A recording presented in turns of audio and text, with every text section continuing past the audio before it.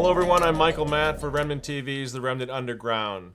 We have sort of a special program today to offer you. It's actually an interview of the great Father Michael Rodriguez from the Diocese of El Paso. We had an opportunity to travel with Father Rodriguez south of the border down in Mexico earlier this month.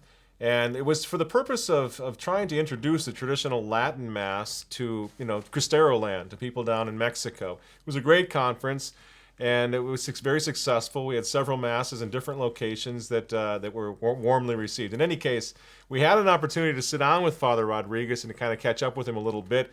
That's the good news. The bad news is that I was working on my own. I did not have Remnant TV's camera crew with me. And we shot the interview with two cameras. After it was done, everything went fine. We discovered that one of our cameras, our main camera, in fact, had been stolen.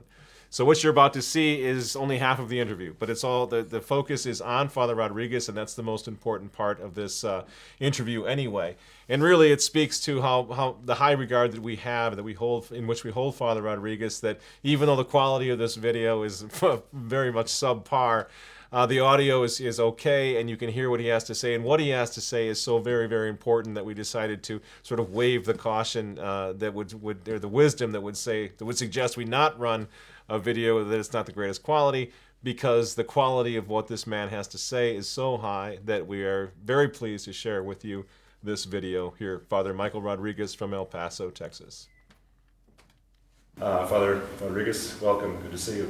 Thank you very much. Liturgically, what's happening with the traditional Latin Mass in your parish? I think that that's one of the greatest blessings for my priesthood ever since my transfer. In fact, I think I would say it is the greatest blessing for my priesthood, both personally and I think also in just my, you might say, public ministry as a priest, in terms of being able to teach and sanctify the faithful.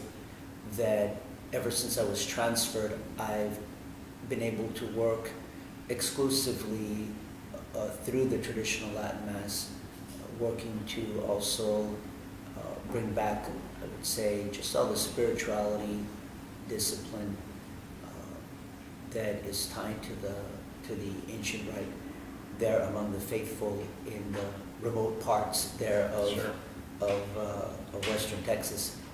So again, I consider that a great, great blessing. I say also for me personally, because it's been a time when I think more than ever the old Mass, the true Mass, I mean, has really, I think, been forming and helping my own identity as a Catholic priest to grow and to flourish. So I'm truly grateful for that. So at this point, are you saying the traditional Latin Mass more so than the Novus Ordo Mass? Or? Well, at this point, I'm offering the traditional Latin Mass exclusively. I see. No longer offering the Novus Ordo. Oh my goodness! And how is that going over in the diocese? I think in terms of in the diocese, I think right now things are relatively quiet at the diocesan level, and that's understandable, because we've been sede vacante now for over 14 months. I mean, the Diocese of El Paso is the diocese in the entire United States that's gone the longest now without a bishop for several months now. So I mean, in that sense, things are a little bit quiet, we might say, on the diocesan front. But it's worked out well. I mean, the priest who's there as the administrator, he's pretty much continuing to do his work as he was before, meaning the Novus Ordo, he said. But thanks be to God, I mean, he's been understandable and respectful of the work that I'm trying to do, I would say clearly, out of love for Christ, love for the Church, to restore the faith. And so, he's allowed me the space to be able to do that work. It's a smaller, I would say, it's a smaller percentage of the faithful that are out there, because I'd say the larger percentage are still pretty much, I'd say, kind of following, let's say, the Novus Ordo mainstream that was in their parish or parishes before I arrived. but there is a smaller percentage that I think has been really learning a lot in terms of from the Latin Mass and just our entire traditional Catholic spirituality and really life as Catholics. And I've seen great benefits in their lives, so I'm really grateful for that. And then at the same time, there have been many of the faithful in the city of El Paso that, although it's been difficult for them because they no longer have the entire parish life, traditional parish life that they had before when I was there, I think there are a number of things that have happened to them in terms of, I would say, trials and difficulties, but I think a lot of them have also been growing in their faith. You know, you might say trial by fire. But I think a lot of them have really been growing in their faith, and I think they're looking back in the last year and a half and really realizing, you know, God has really been at work here also. I mean, we thought we lost a lot, and we have. I mean, it's not that we haven't, but I think I've been able to witness also a lot of growth in faith in them, and a lot of love for the Latin Mass as well. I mean, there was just just one small example would be, you know, I think of one of my former parishioners, and she'd always tried really hard to get her mother to go to the Latin Mass. You know, while I was offering it there in El Paso, and the mother never wanted to. And shortly after I was transferred out, the mother decided to start going to the Latin Mass. And so I think it's a small example, but I think there are many similar things that have taken place in the lives of a lot of my former parishioners there in El Paso. I remember seeing some video of your faithful in El Paso after you left, and there was a great deal of indignation that you were no longer with them. And I sensed that it was not only they missed and appreciated you very much and were going to miss you, but also they seemed to really be concerned about their life as a Catholic without the traditional Latin Mass. And I wonder, what do you think about the new Mass? What is it what are the shortcomings, or what's lacking that causes so many Catholics, once they're exposed to the Latin Mass, to feel that there's something missing when they attend the new Mass? What do you think that would be? I think any number of things. I think that it's very clear to them when it comes to the traditional Latin Mass how it really is theocentric. I mean, it's really centered on God. There's really a very strong sense of how the holy sacrifice of the Mass, it is the adoration of God. I mean, a great love for God, a great focus on God. I think the faithful find it much easier to kind of leave behind the cares of the world and really look to God, look to heaven, look to the supernatural realities. And obviously I think that inspires in any Catholic who wants to be a good and sincere Catholic, I mean, a greater sense of reverence, a greater sense of awe, a greater sense of contrition for their sins. I think maybe a simple way that I would also describe it is the faithful are able to really get a sense that they are in the presence of God, that they are in, we might say, on the threshold there of heaven, which is so important, I mean, because that's central to the Mass. And I think that it's obvious to them that a lot of that is missing in the Novus Ordo. Obviously, there's a lot, you might say it's a lot more anthropocentric, I mean man-centered, a lot more cares and concerns or agendas of the world that are being mixed in there or bringing the Mass down. And I think the faithful, I mean, they sense it. I mean, they may not be able to explain it or describe it perfectly, but I think they certainly sense that they're closer to God, that they're closer to the beauty and truth of our faith, Sure.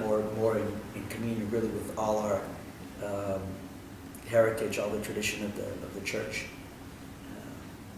And is that how it was for you? Because you were ordained in the mid-1990s, is that correct? Correct, 1996. So obviously you didn't grow up with traditional Latin Mass yourself. So was that the impact that it had with your initial exposure to the traditional Latin Mass, a sense of missing something that drew you to the traditional Latin Mass?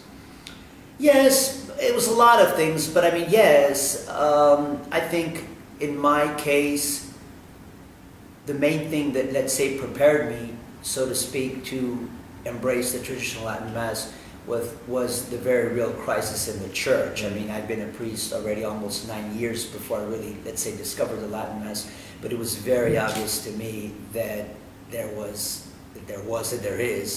a very serious crisis in the church as far as just a total loss of faith. I mean, at all levels. I mean, from the poorest and smallest of the lay faithful to the biggest theologians and all the way to the highest levels in Rome.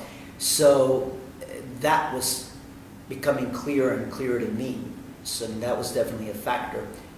But I think not that for me it wasn't a question of, I've been missing all of this, yes, but I was just in awe, I would say, at the richness and the beauty, and really I would say the truth of how our Catholic faith is expressed and enshrined in the traditional Latin Mass, and again in the spirituality, the discipline, really the whole Catholic life that flows from the Mass, particularly also with respect to the priesthood. I mean, I sometimes wonder myself, and I think, how could any Catholic priest, if there's just a little bit of sincerity in him and a desire to be a good priest, how could he not fall in love and be in awe with the traditional Latin Mass, because it conveys what the Catholic priesthood is in a way that the Novus Ordo never can and never has and never will. But I mean, that was certainly something that had a great, great impact on me initially, and still, I mean, to this day. I mean, it's not like I've figured out, so to speak, the fullness of the mystery of the priesthood. I mean, it always keeps, obviously, drawing me back and helping me to grow more and more in my appreciation for the priest and also for the Latin Mass. But I mean, I would say that those were big factors. But obviously, the other side of the coin is that, yes, I'd say, well, I was missing all of this for so many years. So, would you say then that the traditional Latin Mass is needed right now? I know you've taken a very courageous stand, in my opinion, a very courageous stand against some of the moral questions that are besieging our country right now, gay marriage, for example. Do you think that the Latin Mass and exposure to it is helping to prepare people for really terrible times potentially coming to this country, maybe even persecution? Is it something we should be thinking of in terms of arming ourselves, strengthening ourselves through the traditional liturgy for spiritual, maybe even physical persecution in our country? I would say most definitely yes, because I think that we all recognize, and hopefully we recognize, that first and foremost, it's a spiritual battle. I mean, and that our souls have to be in a state of grace, and not just in a state of grace in terms of, let's say, the minimum, but really fully strengthened by God's grace. How's that going to happen? I mean, it's going to take place by being faithful to the means of grace that God has given us. Obviously, first and foremost, the sacraments, but you can talk about sacramentals, praying the rosary, and just those basic things. And the centerpiece of all that is there's no question, it's the Mass, it's the traditional Latin Mass. And so, hopefully, there will be more and more Catholics that will, let's say, even be able to go beyond what I would say is just personal preferences or even personal theologies, or I would say even personal studies of, let's say, what has happened in regard to the Mass, and to be able to realize we need the Catholic faith, we need the Catholic Mass, we need the truth of Catholicism if we're going to be able to overcome our enemies, because they certainly have, I would say, humanly speaking, I don't think there's any question they have the upper hand right now. I mean, again, looking, let's say, also just at our country, the United States. But hopefully it'll raise awareness of how greatly in need we are of the Latin Mass and of our Catholic faith. And then those of us, I think, who are already adhering to it, even 100%, to kind of buckle up and get ready and really do our best to even adhere to it with greater devotion, with greater fervor, because we're going to need all the grace and help from on high that we can get. I don't think there's any question about that. Where is it heading, Father, in our country, culturally, morally? Again, I mean, no one knows for certain, obviously. I mean, we can't see the future, but certainly all the signs, I think, are pointing to something drastic. I mean, more and more, I mean, what I keep thinking to myself and seeing what's happening to our country, again, specifically in terms of just the moral values and moral principles. And I don't mean just what's happening in terms of, let's say, the media or people saying, well, you know, Hollywood and, you know, all the, let's say, even liberal Catholics or Catholics who've lost the faith and belong more to the world. I mean, they're more of a secular mentality than the Catholic mentality. But I think even just seeing what's happening in terms of the response of the church, because I think in the face of all these attacks against God and against God's law and even against the natural law, to see a very weak, anemic response on the part of so many of our shepherds, I mean, I think that's telling how drastic things are. So, I mean, where's it going? I mean, I think towards a great chastisement. I mean, something's going to happen. I think something big. But all the more reason, though, I think, why we just have to be prepared. I mean, I think certainly we can be persecuted. I mean, there may be any number of us that at some point are either jailed or killed. I mean, the persecution is not new. I mean, that kind of persecution is not something that's new to the church. Mm-hmm. And I don't think we can, let's say, just close a chapter to it and say, well, you know, there were martyrs, whatever, in the first centuries of the Catholic Church, or, you know, the English martyrs at the time of the Protestant Reformation, or more recently, you know, the Cristeros, you know, here, not far from there, here in Mexico. But I think that it's almost a certainty that some of us are going to be called to a more radical, and maybe you might even say, humanly speaking, a brutal martyrdom. I think we just have to brace ourselves. But I mean, I look at our country right now, and again, specifically with this whole issue about the gay marriage, I mean, I can't help but think it's Sodom and Gomorrah, mm-hmm. and quite possibly worse. Mm-hmm. You mentioned the shepherds, and it seems to be that the shepherds, it's difficult to find, to ascertain if it's out of fear or if they are compromised themselves, but they seem to be backing away from this, not all of them, but many of them, backing away from a principled and serious defense against something like the gay marriage issue. Perhaps it's out of fear, I don't know, but the idea that it's a sin that cries to heaven for vengeance seems to have been abandoned. I wonder if you could say something about, in your opinion, why is that? Why can we, in so many cases, can Catholics no longer look to their shepherds for the sort of leadership that in the past they could always expect to find? I think the number one reason is a loss of faith. I mean, I think you're right also as far as fear. I think that's only natural. I mean, I think all of us fear suffering, or fear being ridiculed or attacked, or even just fear being attacked by our enemies. So I think there's no question about that. But I really think that at the root of it, the number one problem is a loss of faith.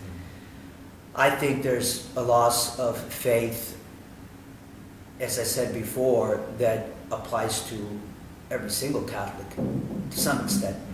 And so, unfortunately, I think that's the case also with many of our shepherds. I mean, I would simply say you really have to question how much of a priority they give to, for example, the salvation of souls, and how real and how profound their faith is in recognizing there really is a heaven and there really is a hell. And what we're battling for right now in our church and in our country is it's a battle for eternity. I mean, the eternal destiny of souls. I mean, if you really believe that, and you're really committed to that, and you're passionate about that, I mean, you know, human fear aside, I mean, you're gonna be willing to stick out your neck no matter what. You're gonna lead the sheep according to the truths of Christ and the church, whatever the cost is, because of that faith. But the faith has been seriously compromised. And I think that also obviously goes back to the whole issue of the Mass. I think it goes back to the whole issue of the changes that have taken place in the Catholic Church in the last 40 to 50 years in the post-conciliar period. And that's why I also think that they're very, very serious issues. I mean, I don't think this is just, we might say, let's say, subtle theological questions.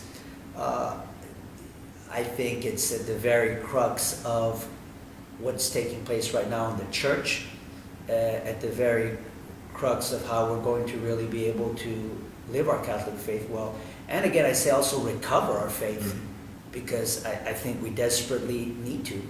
And I'd say starting at the top. I mean, I would say, with reference to, let's say, our country, I would say starting with all the bishops of our country.